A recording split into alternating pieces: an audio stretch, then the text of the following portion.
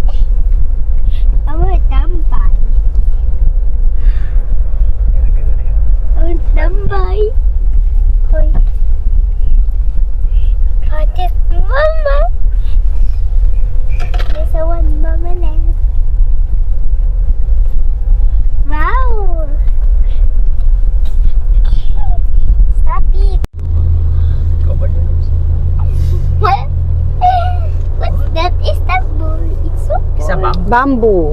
Papa, look. What is this trees? They're just little trees. Hi, good morning. Today it's Feb 7. It is Saturday and past 9 a.m. na.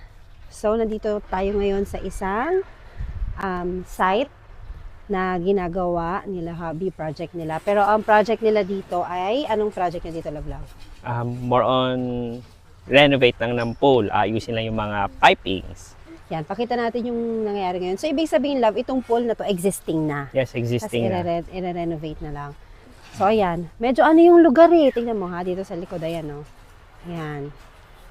Yan. Anong Personal use pa kasi to. Yung pool is personal use. Pero pinaparenta yung mga ATV, more than 50 ATVs yung nandito. Kasi may mga nag-hike dito. May mga nag-hike. May mga yung bundok na malapit dito? Mount Buntis. Mount Buntis. So if you're familiar, kasi may mga nakita kami kanina na mga nagbabike. Yun, nagpaparet din sila ng dito, ng ATV. Tsaka nandito din yung shrine ni Apolinario, Bonifacio.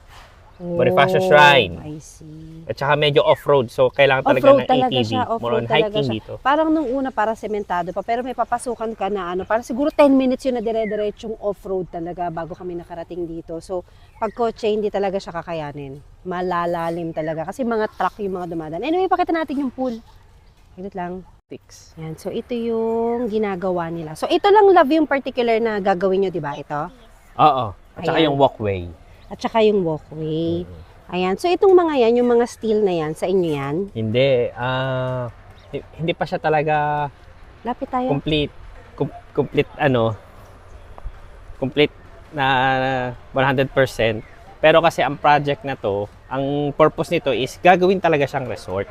Oh. Pero dahil hindi pa nga tapos, personal use mo na yung swimming pool. Ayan. So, anong gagawin dito sa swimming pool, Love? Ano yan? Anong gagawin? Una, may mga bara, tsaka may mga babaguhing design. At ilalapit yung filter ng pool. Okay. So, ayan. Mga ilang weeks na projects to, Love? 1 month. 1 25 to month. 30 days. Okay. So, ayan. So, pupuntahan ko yung pump house ngayon. Literally, Kasi kung makikita nyo, yung site is, yan, nag-i-inspect. Tapos, yan, titignan lang natin kung nagagawa yung mga dapat gawin. Check nila. Tapos si Uncle, siya ang, anong gagawin ni Uncle dito, Love? Yung pinaka-gagawin niya dun sa side ng sa pool. Sa pool. Ayusin. Kasi, yung swimming pool na to is DIY. So, kung makikita nyo yung mga linya ng tubo na yon, sala-salabat. Okay. Kaya aayusin namin. Yan ang mahirap minsan kung nagdi-DIY sa isang project. Kaya kala makakatipid. Yun, lalong na doble O kala makakamura, pero ending mapapamura ka sa resulta. Yeah, so ayun, that's true. ang daming mali sa linya ng mga tubo. Piping. Kaya yun ang aayusin namin. Aayusin namin siya dahil mga professional yung, mas maganda yung professional yung gagawa. Yeah, kaysa sa exactly. magdi-DIY. Yes.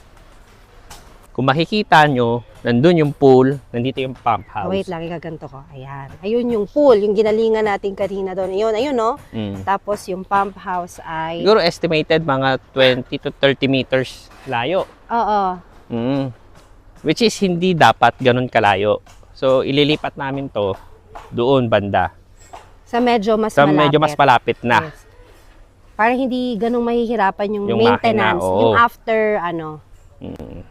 At ayusin namin yung mga pipings. Mm-mm. Maingay pag gabi. Hindi na. May araw lang. Umaga na sila nagdaan eh. Umaga na. Umaga na sila nagbabakbak. Careful. Morning po. Parang nabawasan kayo. Yung Ronald. Andyan dito? Doon siya sa likod. Naano ko siya kasi siya yung nagluluto ata sa... Okay. So, di na yun part ng project. Aakyatin lang talaga ni Ara. So scared. Hindi, come on. Hindi, you're with Papa. Uy. It's okay. Hi. Oo.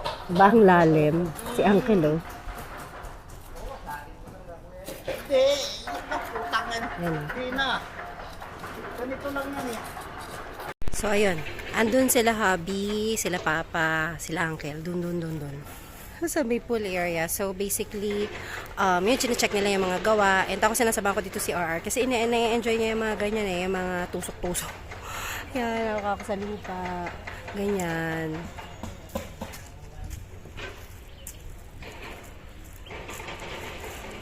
Yan siya.